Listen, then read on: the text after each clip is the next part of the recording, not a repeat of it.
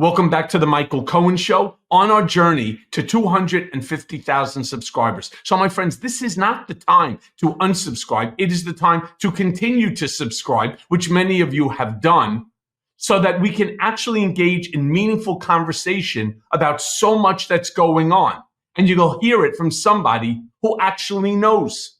And I want to talk right now about last night. You see, last night, Trump was at the America First Policy Institute Gala, held, of course, at Mar-a-Lago, where he spoke about many things, including his cabinet picks. He spoke about Elon Musk's IQ. He spoke about so much. And I think it's important that we look at it and try to understand and unpack what's actually going on here. Play the clip. We have a man who has a seriously high IQ. You know, I'm a person that believes in high IQs, and his is about as high as they get. He launched a rocket 3 weeks ago, and then he went to Pennsylvania to campaign because he considered this more important than launching rockets that cost billions of dollars. Elon Musk. Elon.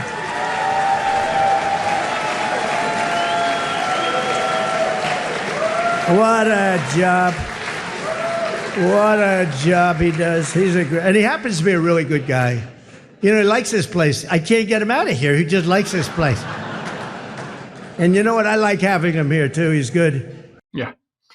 Look, who wouldn't like to have Elon Musk sitting there and campaigning for you? And yes, he clearly has an incredibly high IQ. In fact, you've heard me probably say he reminds me, he's like the Tony Stark of reality. I'm not really sure I understand what the point is, other than just to acknowledge Elon Musk's presence at this gala. But then he starts talking about RFK, another one of his picks, that he's going to put in charge of HSS. But you know what he also did? Because this is Donald. He warned RFK to not get too popular. Play the clip. Another one who's another great mind and a great guy and so popular, and I think he's right. He wants to make people healthy. It's driven him pretty wild over the last number of years, and the Democrats didn't treat him well. He was doing fantastically well, and I think they came out with some rule that you had to do this, Mike. You had to get 70 or 75% of the vote to qualify to be in the primary. That was a pretty tough thing to get. And he was doing incredibly well, and he decided he can't do it, went independent. Now he's with us all the way. And today I nominated him for, I guess, if you like health and if you like people that live a long time, it's the most important position, RFK Jr. Bobby. And I just looked at the news reports. People like you, Bobby. Don't get too popular, Bobby. Oh. You know, you've reached about the level. Yeah. Look, that's always a big problem in Team Trump and on Camp Trump. There's only one superstar on the stage, and that's the guy that was standing there with a tuxedo introducing these individuals. It's a big problem. Trust me, I know. Then Trump brings up his doctor, Ronnie Jackson. At least this time, it's Jackson, not Johnson. Play that clip. Ronnie Jackson, Doc Ronnie, he's been a lot of things. He was my doctor. He was a great admiral, you know, highly respected admiral, great doctor at the White House, and now he's a very popular congressman. He won by 48 points. That's pretty good. Of course, it was a very, very Trumpy district, but he won by 48 points. But when he was a doctor, they asked him the question, the fake news, which is here. Look, wow, that's a lot. That's a lot. We invited him, and they said, can we come in? I said, we have nothing to hide as Republicans, right? We have nothing to hide. But they asked Ronnie, they asked the doctor, he was up in the podium, who's the healthiest? Because he was the doctor for Barack Hussein Obama, Donald Trump, and he was the doctor for Bush also. They said, who's the healthiest of them all? He said, without question, it's Donald Trump. And I said, I like that guy. I said, I like that guy. Again, what's the point? What's the point of these comments? First of all, Ronnie Jackson does not have the stellar reputation that one would think. I'm not sure if I was Donald that I would actually be making too big of an issue. You want to acknowledge again that he's there. Why conflate it with something that is clearly, one, not true, all right, and two, just contrary to what anybody can Google and find. It just doesn't, again, it doesn't make sense. What was the whole purpose of this? I don't know. I don't know. Because then he goes ahead and he reveals that Doug Burgum is going to head the Department of the Interior. Play the clip. Unbelievably wonderful wife named Catherine. So I won't tell you his name. Might be something like Burgum. He's from North Dakota. He's going to be announced tomorrow for a very big position. So everybody's waiting. There he is. Hi, Doug. He's going to be announced tomorrow, and we have somebody else that's probably coming up with him to be announced, who's a big one. And we're going to do things with energy and with land, interior, that is going to be incredible. And so I look forward to doing the formal announcement, although this is a pretty big announcement right now. Actually, he's going to head the Department of Interior, and he's going to be fantastic. Yeah. Once again, if you're scratching your head and saying, what is this America First Policy Institute Gala supposed to be? Is it an introduction of people that are there in the audience, or are you going to be talking about some of the policies that maybe you're going to be instituting that we as American citizens are very interested in knowing what direction this country is going to be going over the course of the next 4 years?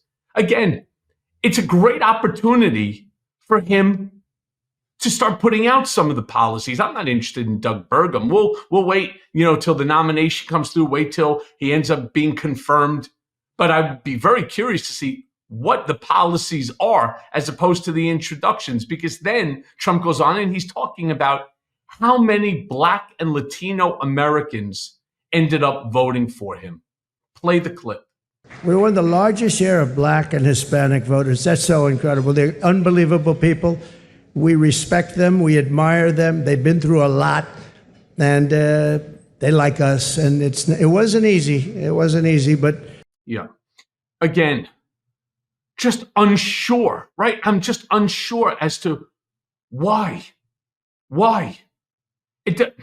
Anyway, he then, of course, comes up and has to talk about Russia and Ukraine, something that's also on many people's minds, mine included. Play that clip. We're going to work on Middle East, and we're going to work very hard on Russia and Ukraine. It's got to stop. Yeah.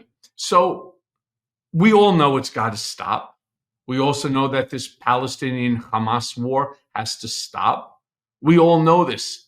Wouldn't this have been a great opportunity for him to go ahead and to just put forth a concept of a policy other than we're going to work very hard on Russia and Ukraine? I just think I like the fact he's bringing it up. I just don't understand why there wasn't some substance to it. Yes, we know you're going to be working on it as president of the United States. These are significant issues. And we have to be very concerned about Russia. We have to be very concerned about what happens with NATO. Will Russia end up walking through Ukraine because we cut off all funding? Will they then go ahead and start going and moving into Poland?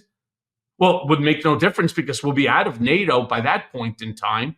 I'm just curious as to where it's going. And the reason I say that it's a lost opportunity to put some things out there, because no matter what he says, on January 20th, he will be inaugurated as the 47th president of the United States. So if his intention is to extricate from NATO, say it now.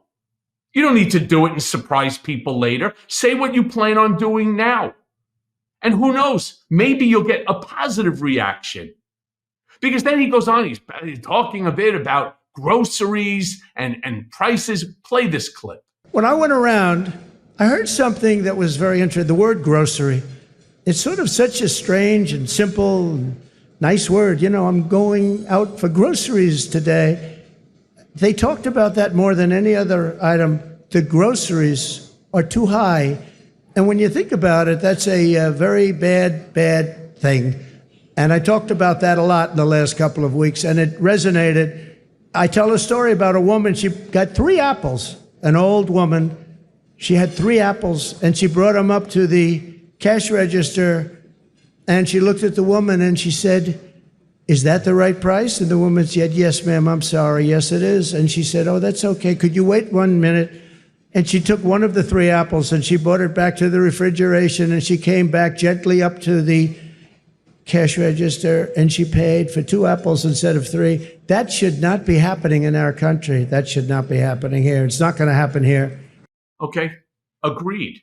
It should not happen in this country. It shouldn't happen anywhere. Apples grow on trees, but I get it. I get it. But what's the policy within which to change the price of apples? How about, again, some substance to these statements? No one is going to argue with the popular statement that's being put out. I don't argue with it. I think groceries are way too fucking high. You had to throw a thing of blueberries, which is what I eat every morning for breakfast, like $10. It's a joke. It's a joke for blueberries, but that's my breakfast. So what are you going to do? What's the policy? That's what you're at. You're at a gala, a policy. First, America first policy, gala. How about talk about some of the things, again, that you plan on implementing? Why make us wait? And finally, this is, again, one I just don't understand. I don't understand. What was the purpose of including this? Trump starts talking about children and sexual mutilation. Play this clip. And we're going to stop child sexual mutilation. We're going to stop it because it's time. It's time. It's time, and it's not right what's going on. It is mutilation, and it's not going to happen. We have to stop it. We have to get back to a great country with low taxes and strong military. We're going to fix our military. We did it once. Now we're going to have to do it again. Yeah, we can't allow sexual mutilation of children. I'm going to agree with you on that one. To be honest with you, I'm just not even sure that that's an issue here in America. But again, policy. And I'm just curious to know how we're stopping this, and the economy and gas prices and groceries, everything that he's saying, I think we all agree with in terms of its popular statement. I'm just curious to know, how do we get this done? And as always, my friends, let's just stay hopeful. And thanks for listening. Hey, everyone. First of all, thanks for watching. I mean, we're going to be posting daily episodes with reactions and talking about politics. We'll be talking about everything, in fact. So please like and subscribe. Join us on this journey.